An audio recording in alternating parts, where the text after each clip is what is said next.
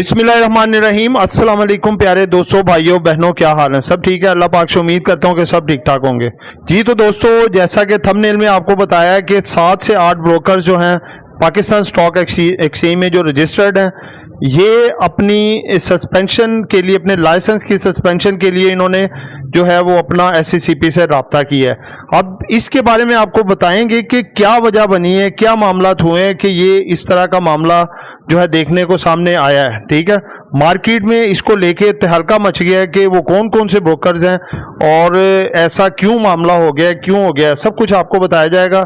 तो जिन दोस्तों ने चैनल को सब्सक्राइब अभी तक नहीं किया, चैनल को सब्सक्राइब कर दें और तमाम भाइयों दोस्तों को शेयर कर दें ताकि सबको ये मालूमात का पता चल जाए। ठीक है, तो दोस्तों बात है, देखें, ये सारा मामला है इस वजह से कि इस वक्त जो हमारे इकोनॉमी के हालात हुए हैं और पाकिस्तान स्टॉक एक्सचेंज के हालात हैं, तो उसमें आप ये देखें कि जो ब्रोकरेज कंपनियां हैं जो कि जिनका काम क्या होता है, देखें असल में ब्रोकरेज कंपनियां जो होती हैं ये एक विचोले का काम करती हैं जिसको हम सेंटर पार्टी कहते हैं।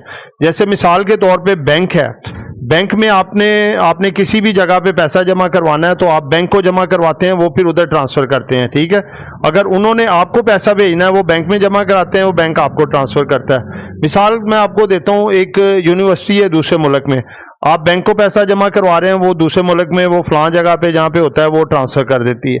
तो इसी तरह से जब आपको कोई पैसा किसी बाहर के मुल्क से भेजना होता है वो आपको बैंक में डालते हैं और वो आपको मिल जाता है।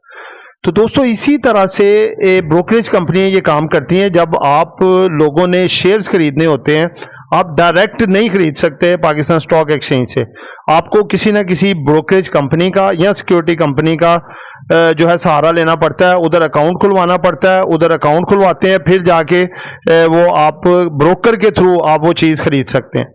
और इसमें होता क्या है कि जो ब्रोकर होता है उसके क्या चार्जेस होते हैं, एक तो वो एनुअल फीस बहुत बड़ी माइनर सी होती है, सालाना 1000 या 1500 वो लेता है। उसके बाद आपका शेयर जो आप बाय और सेल करते हैं उसमें उनका कमीशन होता है, जैसे 3 पैसे पर शेयर छोटे का, उससे बड़ा ज़रा 5 पैसे, फिर 7 पैसे, फिर 10 पैसे, 25 पैसे, ऐसे करके उनके पर शेयर वो कमीशन होता है। अगर आप भी पाकिस्तान स्टॉक मार्केट में इन्वेस्टमेंट कर चुके हैं और अभी तक लॉस में हैं, या अगर आप न्यूली इन्वेस्ट करके पैसा कमाना चाहते हैं, तो हम आपके लिए लाए हैं एक अमेजिंग गुड न्यूज। हम अपना ऑफिशियल व्हाट्सएप ग्रुप इंट्रोड्यूस करवा रहे हैं जिसमें आपको मिलेंगी daily buy sell calls with buy sell target. इसकी मंथली फीस है 1000 रुपीज। उसके बाद हम अपना सेकंड ग्रुप इंट्रोड्यूस करवा रहे हैं जिसका नाम है प्रीमियम ग्रुप। इसमें आपको ऑफिशियल व्हाट्सएप ग्रुप वाली सर्विसेज मिलेंगी, उसके साथ ही साथ आपका पोर्टफोलियो भी मैनेज करवाया जाएगा। थर्ड नंबर पर हम आपको अपना लर्निंग ग्रुप इंट्रोड्यूस करवा रहे हैं जिसमें आपको स्टॉक मार्केट से रिलेटेड A to Z मुकम्मल नॉलेज फराहम की जाएगी और आपको बनाया जाएगा एक बिग प्लेयर। अगर आप इन तीनों में से किसी भी ग्रुप में ऐड होना चाहते हैं तो अभी फोन उठाएं और स्क्रीन पर चलते हुए नंबर्स पर कांटेक्ट करें। तो दोस्तों वो उनका ज्यादातर काम चलता है किस तरीके से, जब ज्यादा ट्रेडर्स होता है, मार्केट अच्छी होती है, बाइंग सेलिंग ज्यादा होती है और ट्रेडिंग में काम कर रहे होते हैं, और इसके अलावा उनका जो सोर्स ऑफ इनकम होता है वो होता है लिवरेज और मार्जिन पे। फ्यूचर कॉन्ट्रैक्ट में जो काम करते हैं, जैसे मिसाल के तौर पे लाख रुपया या 2 लाख रुपया उनके पास है, वो 2-3 लाख रुपया ब्रोकर अपने पास से उनको अरेंज करते हैं लेवरेज और मार्जिन पे, जिसमें वो इंटरेस्ट लेते हैं उनसे। तो वो जब बाइंग और सेलिंग करते हैं वो टोटल अमाउंट की करते हैं, उसमें फिर लेवरेज मार्जिन जो लगता है उसके जो पैसे हैं वो ब्रोकर को जाते हैं। ये असल में उनकी जो मुख्तलिफ कमाइयाँ हैं।